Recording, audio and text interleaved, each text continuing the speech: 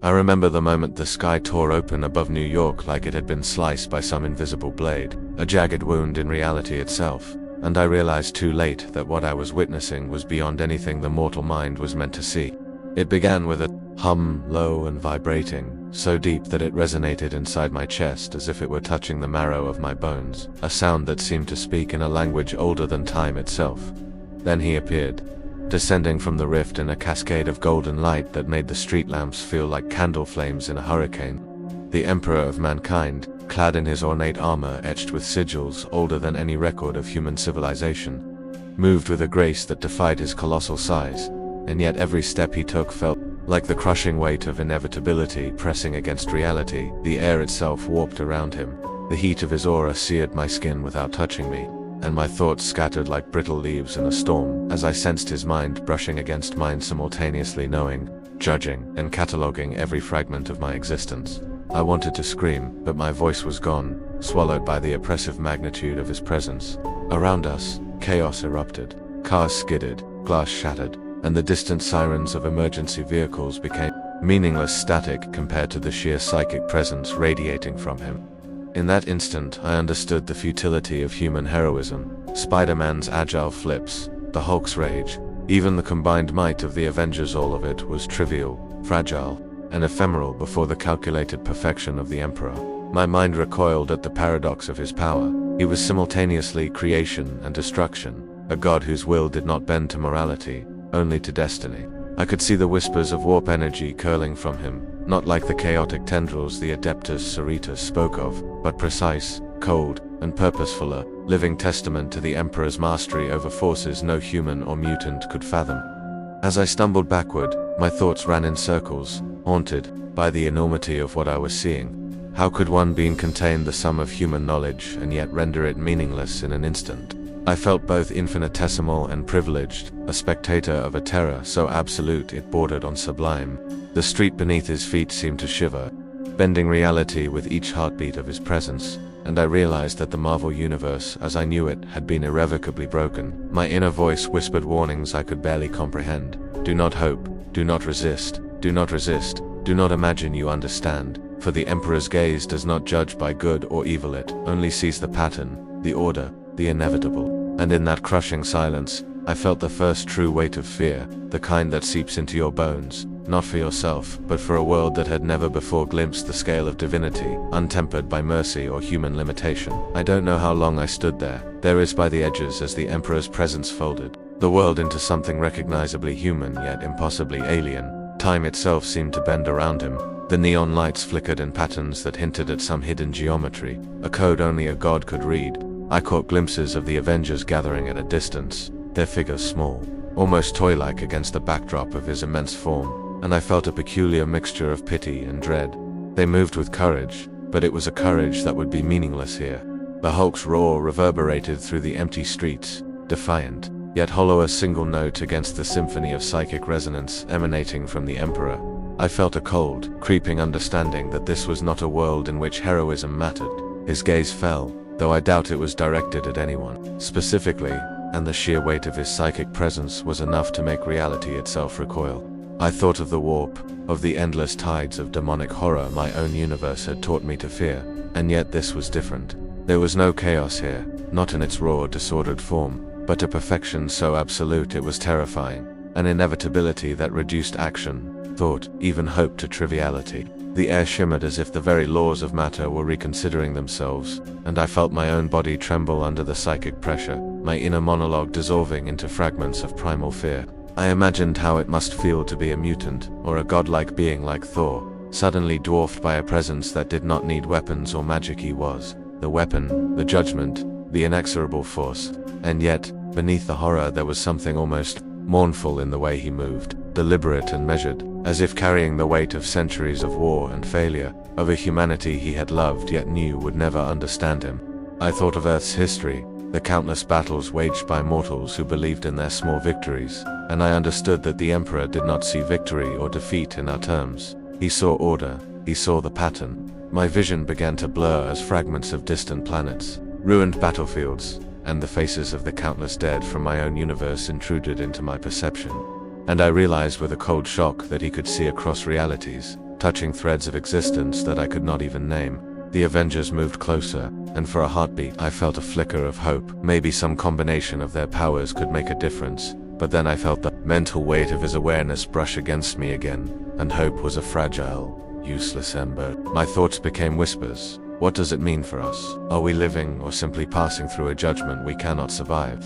And in that moment, I saw its small distortions in the air, flickers of reality unraveling around Captain America's shield, Doctor Strange's spells trembling like fragile glass, and I understood that the Emperor was not just here. He was reshaping the very fabric of this world to his will. And I, a single human mind caught in the psychic wake of a god, understood something horrifyingly simple. There is no choice when a being like him enters your universe. There is only survival, fleeting and improbable, and the unbearable clarity that everything we knew about power, about heroism, about reality itself, was nothing compared to the slow, deliberate certainty of his existence. The city was no longer the New York I had known. It had become a cathedral of dread, a place where shadows writhed unnaturally and every surface reflected the cold, absolute judgment of a being who existed beyond comprehension. I stumbled through streets, twisted by his presence, the once familiar skyline fractured into impossible angles, buildings bending toward him like supplicant monuments. The Avengers had formed a tentative line against him, their defiance monumental yet tragically naive, and I could feel the psychic pulse of his attention sweeping over them like a tide of inevitability. I caught Iron Man's armored form tensing, sensors screaming warnings no human brain could process fast enough, and Thor's hammer crackled with lightning that suddenly seemed insufficient, small, like candle sparks. Against the sun, even Doctor Strange's hands trembled as his mystic circles warped and fragmented under the weight of an intellect and power beyond mortal magic, and yet the Emperor moved with an eerie patience, each gesture calculated, each step deliberate, as if measuring not how to kill them, but how to test them, how to see the true worth of fragile mortal courage. I felt my own mind begin to unravel in sympathy with theirs. The psychic impression of centuries of war, of worlds burned and billions dead, pressed against me in waves. I saw flashes of the Imperium, the endless ranks of space marines, the ruinous devastation of hive worlds, the hollow eyes of the Emperor's servants, millions, sacrificed for the sake of order, and I understood, with a shiver that went deep into my bones, that this was what he carried with him. Not hatred, not love, but the burden of inevitability itself. My thoughts spiraled into horrifying clarity. This universe full of heroes who believed they could shape destiny was now a chessboard for a being whose comprehension of cause and effect stretched across time and reality. I realized that the Hulk's rage, Captain America's moral certainty, even the cunning of Spider-Man were all facets of a chaos he had already calculated and folded into his inexorable plan. And yet, as terrifying as his presence was, there was a magnetic allure, a horrifying beauty in the way he radiated order, in the way reality seemed to bend and respond to him as though the universe itself recognized him as its true axis. I could see the psychic resonance splintering the minds of those who dared approach him, not violently, but with the slow, creeping dissolution of certainty, as if even thought itself was being rewritten in accordance with some unfathomable logic.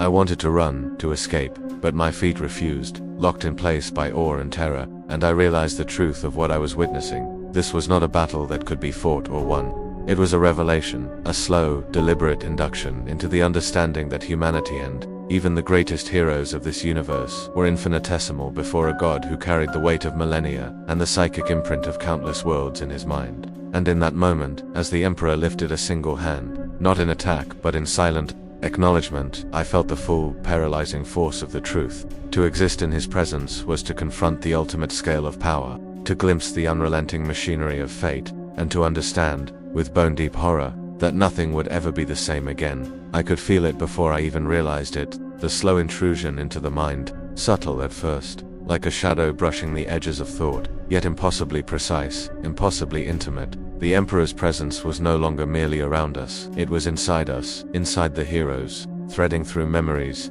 fears, and desires as if he were reading every neuron like an open book. I watched Spider-Man flinch as visions of failure, of innocence he could never save, flickered across his mind's eye, his youthful bravado dissolving into guilt. Doctor Strange's hands twitched uncontrollably as his spell circles warped into incomprehensible geometries, reflections of universes that had already been folded, erased, rewritten by the Emperor's awareness. Even Tony Stark's armor reacted in impossible ways. sensors screaming contradictory alerts, reading threats that were not there, and I realized with a shiver that the Emperor could calculate outcomes before they existed, bending probability and potentiality like clay in his hands. I wanted to speak, to shout, to warn them, but words failed. My own mind buckled under the psychic resonance, and I felt the creeping tendrils of awe and terror intertwine, leaving me unable to tell where fear ended and reverence began. There was a strange, almost mournful rhythm to him, as though he carried the weight of every choice humanity had ever made and every one they would ever make like a burden too vast to comprehend, yet borne with a solemn patience that bordered on divine cruelty. I could see the subtle distortions in the environment as the Avengers tried to resist, reality bending around their thoughts, their emotions, even their moral certainty, twisting into forms they could neither recognize nor control. And then it came one thought, one psychic impulse that pierced me deeper than any blade or spell. The Emperor was not here to destroy, not exactly, but to reorder. To him, heroism was a pattern, morality a variable, and the lives of even gods were as inconsequential as grains of sand. I felt Tony Stark's mind brush against mine, a desperate, fleeting hope that logic and ingenuity could shield him, and the thought made my stomach drop. They were insects caught in the orbit of a god whose comprehension spanned millennia. The horror was not in the violence, it was in the clarity, the unbearable understanding of scale. I saw glimpses of Earth as it might become, a planet reordered, heroes broken not by wounds but by the slow erosion of certainty, morality, and self. Even the Hulk's rage, which once seemed infinite, now felt laughably small against the Emperor's calm, calculated presence, and as I stumbled through streets warped beyond recognition, I realized that this intrusion into thought was intimate, almost seductive in its inevitability. I did not want him to leave, yet I feared him more than anything I had ever known. He was a reminder that all we cling to, courage, hope, love, heroism, were merely facets of chaos awaiting order, and that order was a force of terrifying perfection, indifferent, unrelenting, eternal. My heart pounded not against danger but against comprehension itself, and I understood with bone-deep horror that the Marvel Universe had become something new, something alien, and I, like every hero and mortal within it, was trapped in the psychic shadow of a god whose mind spanned the impossible. By now, the city had ceased to feel familiar. Manhattan was no longer a home to skyscrapers and streets, but a cathedral of impossibility, a grim monument to a force that did not obey physics, morality, or time. Every corner, every alley was warped as though reality itself were trembling under his gaze. I followed the heroes from a distance, or perhaps it was more accurate to say that I was drawn along by the gravitational pull of his presence. My body no longer moved by choice, but by some psychic tether that connected me to the Emperor. I could see Captain America, shield raised, yet even the vibranium gleamed faintly warped under the Emperor's aura, reflecting a world that no longer adhered to our rules. Thor's hammer was lifted, lightning crackling, but it arced and split in midair, bending toward impossible angles that no mortal observer could pass. And then I saw it, the first tangible alteration he made. Buildings that once leaned precariously now twisted into impossible spirals. Streets rose and fell like tidal waves frozen in time, and civilians who had fled now stood motionless, their eyes blank, caught in some psychic stasis that made them both alive and utterly irrelevant. Reality was malleable under him, not chaotic, but precise, ordered, and absolute. The Avengers tried to act, to resist, but their powers faltered in ways that made my skin crawl. Iron Man fired repulsors that bent into invisible currents, striking nothing, and I realized with a shiver that the Emperor was rewriting probability in real time. Spider-Man's webs snapped mid-swing, tethered to nothing, and I felt the gut-punch horror in his mind as he realized movement itself was subject to something beyond his comprehension. Even Doctor Strange, who had faced interdimensional horrors, faltered, his spells twisting into forms he could not control, reflecting visions of entire timelines erased, altered, and rewritten. I wanted to look away, but some part of me, the part that had always been drawn to spectacle, to or could not, and in that unwilling gaze, I felt a creeping, suffocating truth. The Emperor did not merely enter our universe. He remade it, imposing the order of a galaxy-spanning civilization that had endured eons of war, chaos, and death.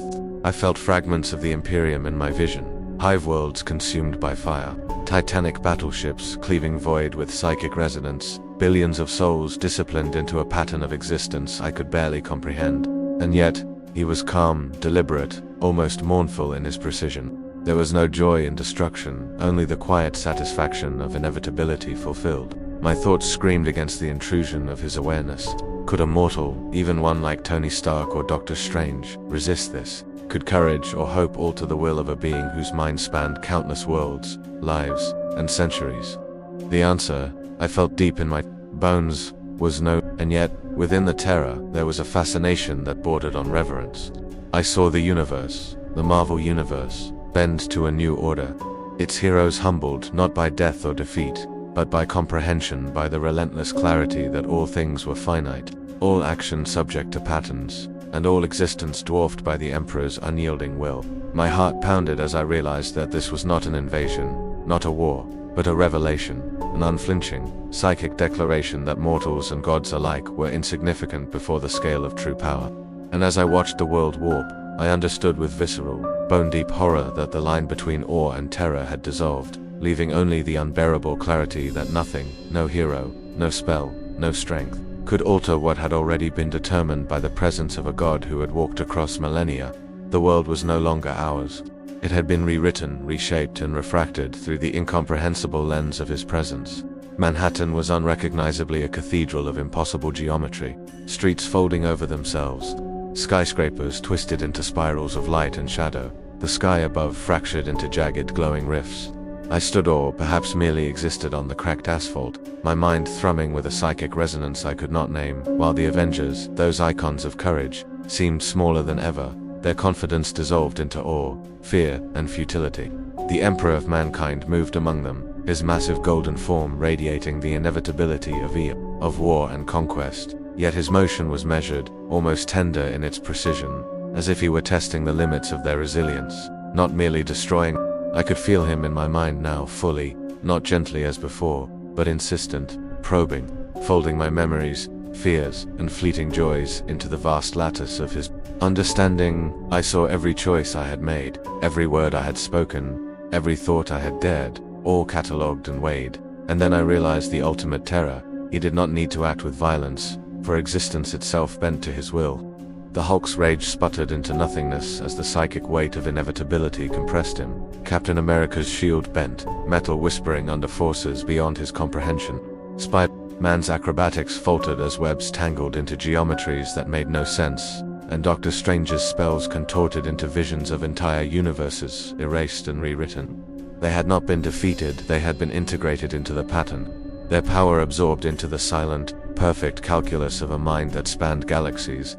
And yet, despite the horror, I could not look away. There was beauty in his dominion, terrifying in its scale, sublime in its perfection.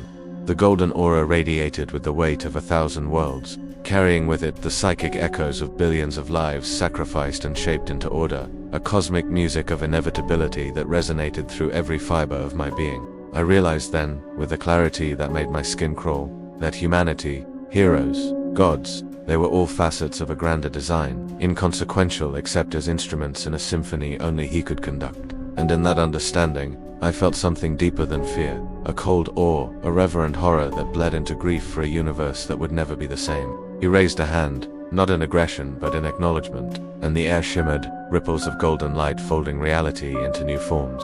The Avengers staggered, their powers distorted, their minds brushed by visions of past failures and future impossibilities. And I knew they had glimpsed the same terrifying truth I had. There is no hope, no victory, only comprehension. I stumbled backward, my own mortality pressing against the psychic weight of a god who had seen every world, every life, every death, and had judged them all with quiet inevitability. And in the final bone-deep moment of horror, I understood that the Marvel universe had been irrevocably transformed. The Emperor did not destroy us, he perfected us, or perhaps the word was ordered us, bending the chaos of existence into a structure beyond heroism, morality, and even suffering as we understood it. And as the golden light bathed the broken city, I whispered into the void, knowing that nothing would ever return, that the line between awe and terror had dissolved forever, and that in the shadow of a god, we were all, finally, insignificant.